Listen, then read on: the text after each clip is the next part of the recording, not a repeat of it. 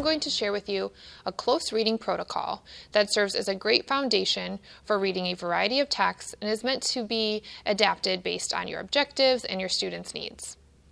This strategy is called reading on the lines, between the lines, and through the lines. This is helpful for reading challenging texts, especially in a content area that may be difficult for students or when trying to understand the author's purpose or intended audience.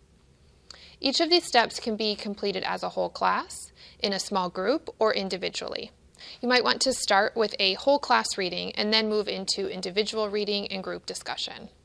At each step of the process, students should also be asked to read with their pencil and mark up the text where they find evidence for their responses.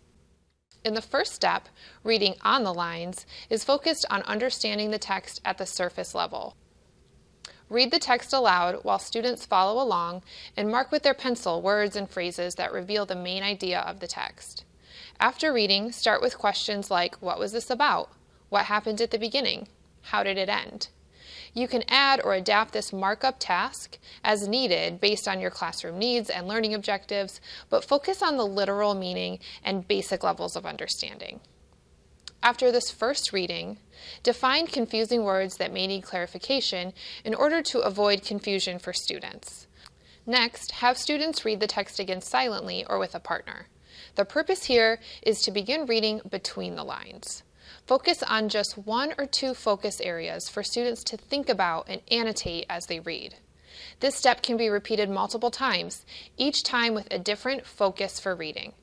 Here are some ideas students might mark on the text or on a sticky note. Something that is interesting or important. Something that is confusing. What is the author's purpose? Is it to inform, to persuade, to entertain? Who is the audience? Is the author appealing to the audience's emotions? Logic? How do you know?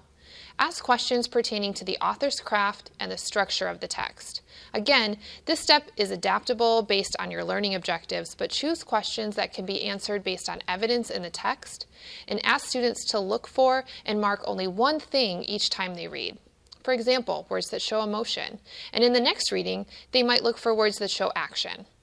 From there, they can then make conclusions about what they've identified in the reading. The third step is to read through the lines.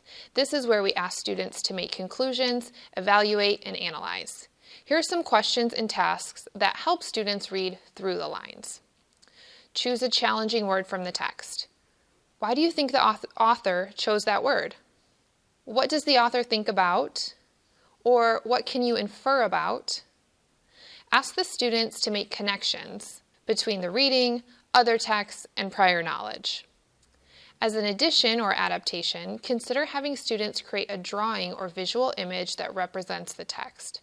This provides an alternate method for processing and making sense of a reading.